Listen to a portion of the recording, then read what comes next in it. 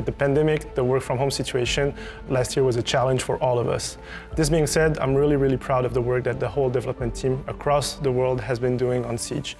We've brought amazing content during year 5 and hope the players really enjoyed what we brought. Starting in year 6, season 1, what we're going to be doing is having the operator inside of the battle pass as the first reward alongside its exclusive headgear and uniform that usually was in the year pass. Along with that, we're extending the period going from 1 week of early access to 2 weeks. And this 2 weeks period is going to be tied, all of this at the same price for the battle pass. So during year 6, we're going to have our new operators, obviously, every season. These new operators, as I said, are going to be in the battle pass. In season 1, we'll be going into Argentina. The second half of the year, we'll be visiting Europe, so Croatia in season 3, and then visiting Ireland in season 4. And in season 2, we're really excited. We're going in the northern prairies of North America. Our newest operator will be from Dakota, which are indigenous people from that region. Also, along the year, we'll be shipping our usual map reworks. So in season 1, we're going to be starting with Border. We want to make it even more competitive than it is today. Season 2, after the house rework that we done last year, we want to do another casual rework. What this means is that we're going to be going and heading into favela. In season 3, we're going to be trying something different. Instead of having one big map rework, we're going to be doing small reworks on multiple maps. And in season 4, we're actually going to go back to Outback. As always, we're going to be having our seasonal event every season. Alongside, we're going to have arcade playlist, so small gameplay laboratory. We're going to be trying new things, so look out for those.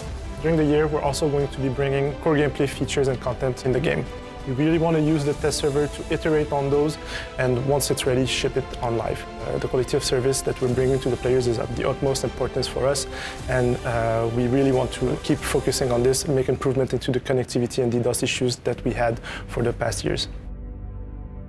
We're changing a bit how we're going to use TS. We're going to push things that are far from over, and where we need feedbacks as early as possible to adjust things in advance. So it's very possible, for instance, that you see some very big gameplay systems land in the TS, but not come in the live version of the game before at least 2 more seasons, because we want to take the time to adjust them based on feedbacks. I think we have 2 major opportunities and way of improvements during the next year. I think the first one is going to be less downtime. And the second aspect would be onboarding.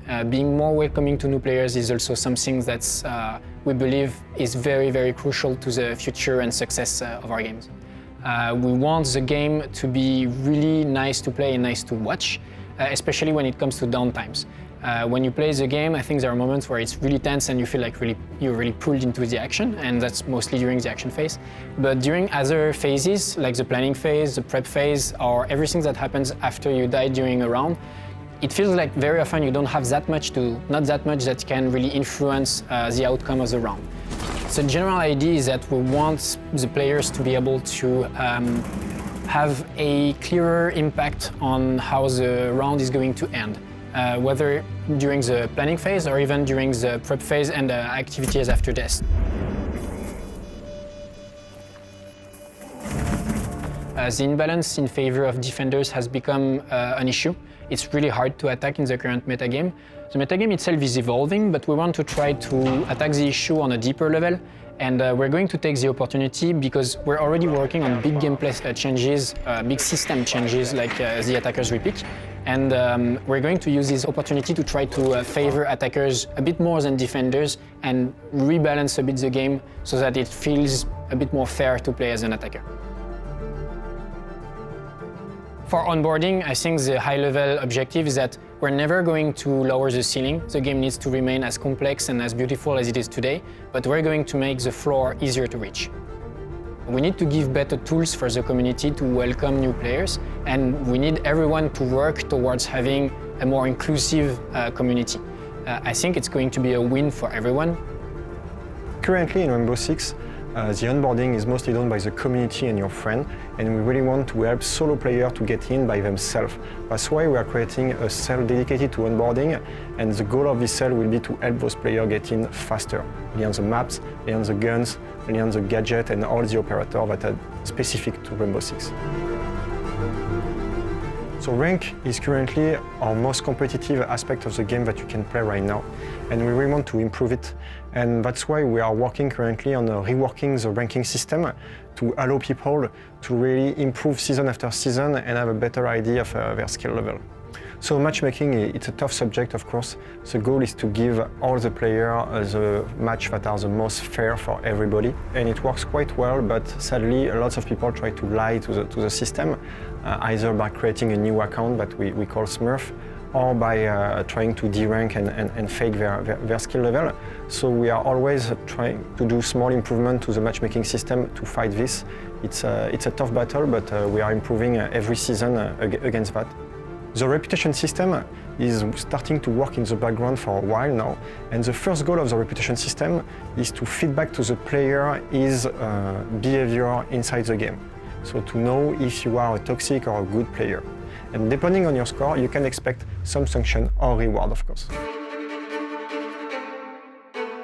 2020 was definitely a challenge for esports as well. The point system was heavily impacted by last year's situation. We were not able to have global competitions, putting the teams from different regions against each other. So we believe that we have built a very robust and solid system with the point system. We really want to stress test this in 2021.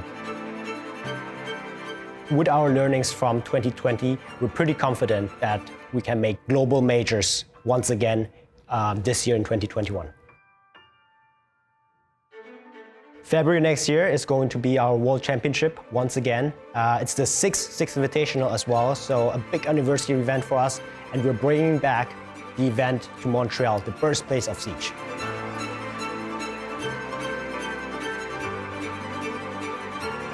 We have still a lot of work to do, but I think the creativity that this game brings is unmatched. And I see that Siege will continue to grow and to stay the best possible.